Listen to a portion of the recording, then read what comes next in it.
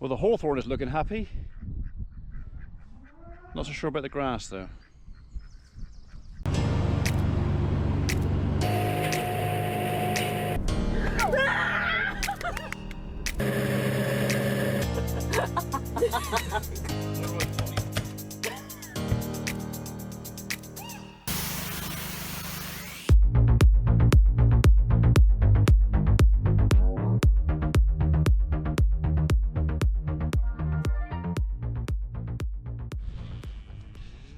This field in front of the house is called the Avenue.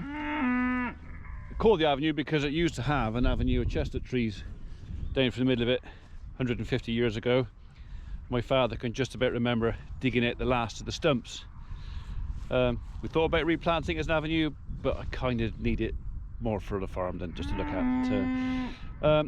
This ground has not been ploughed since the Second World War, so all this grass in here is grass that's been here, mind Gypsy, for many years, and it's actually not done too bad. But the last 2 years of drought and then this prolonged period of wet, we've got a new problem, and it is the moss. I want to get out here and put the slitter on and open the ground up, because although it was all cracked open last year because of the dry, and the year before the dry weather cracked the ground open and the air got in, it is now completely sealed up, and we've literally got water just standing in places. I need to get rid of that. I'm kind of hoping as well, if I get the ground opened up, get some air in there, maybe I'll get rid of some of this moss. So the plan is, I'm just walking the fields today, looking where the wet bits are, seeing where I can maybe take the tractor and do some work. I think this is going to be a bit piecemeal, do a bit as and when I can. But yeah, we kind of need to get this grass moving now. So it's going to be slitter, and then I think possibly behind the slitter, can't make my mind up whether to go first or second, with the harrows, rip some of this moss out of the ground. Speaking of which, you can go. You're not welcome. So we lined this last year to get rid of some of this buttercup, because again, buttercup's bitter. Cattle don't want to eat it, but nothing wants to eat buttercup. So I think more lime again this year, but not yet, it's too wet still. Dry week apparently we're getting soon, so maybe we'll get some stuff done. I don't know, this is just borderline whether I want to put a tractor right here.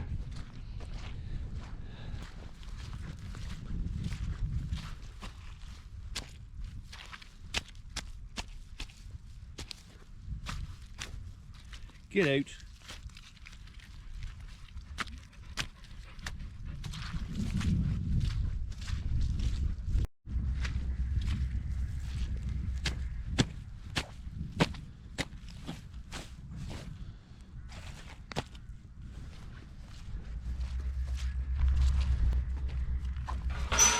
Come on.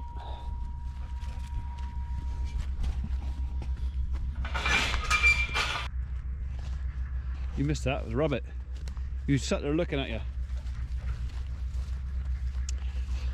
So this field, which is the bottom avenue, again, real issue with moss. Real problem. This is all sealing the ground up and suffocating the grass, and I need to rip it out. I'd rather not do it chemically, because you could kill it with a moss killing chemical, but I think the mechanical version is what I'm going to go for. I've got a set of harrows. I'm quite tempted to put my harrows on. Look at that. That's the first flower rose seed. I don't know if you're going to focus on that, so I'm going to come out and in. So that's hazel.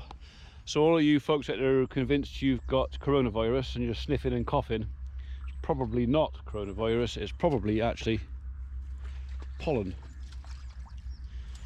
from the catkins. So hazel's out now, alders, in fact most trees that air pollinate are now throwing pollen around.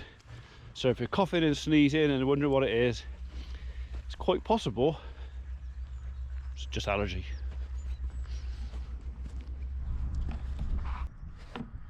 So with all the ground I walked earlier, there's one piece that's kind of fit enough for us to go and put the slitter over, and so we're going to do some slitting. Problem is my red diesel delivery still hasn't arrived yet. Apparently there's some issues with it getting to the depot, not here, just the depot. So I kind of need to stay around the farm so I can unlock the barns and let the delivery man deliver his diesel.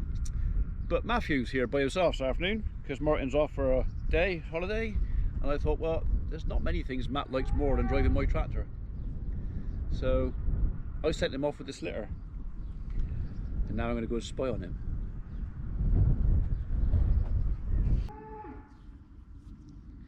The bull is down there bellowing because there's a heifer next door and she's bulling, and he wants to go and have some sexy time with her, but he can't because she's his daughter. He don't care. If I let him in there, he would, but she's his daughter, so it's not happening. Dirty bugger. Right then, should we fly?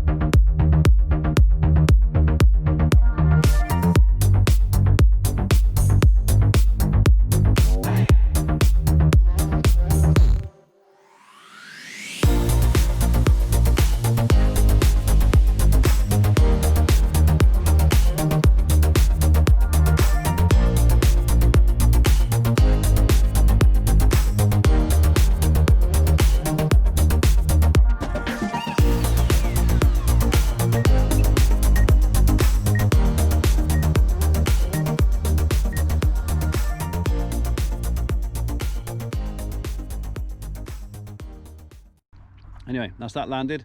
So a little bit of footage of Matthew driving up and down the field with the slitter on.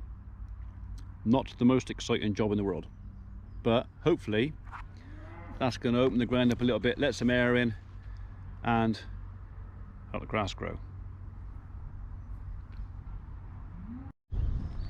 Right, that's drone packed away. I'm sure the neighbour would come back up in a minute and go, "Was that you flying that thing, pointing it at me?" And I should say, "Wow, yeah, right." It was. So it is Friday the 13th of March. We are slitting the bottom right hand field. I know quite a few of you are actually interested in what that machine does to the ground and how it helps, and particularly after the prolonged wet period we've had. We're on a fairly heavy clay soil here.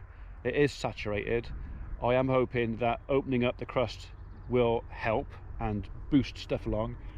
I've just watched a video from the Hay Team guys down south, so if you haven't already subscribed to the Hay Team, go and find them, subscribe to the Hay Team. I think they're gonna have some fun this year. I think it'd be well worth following.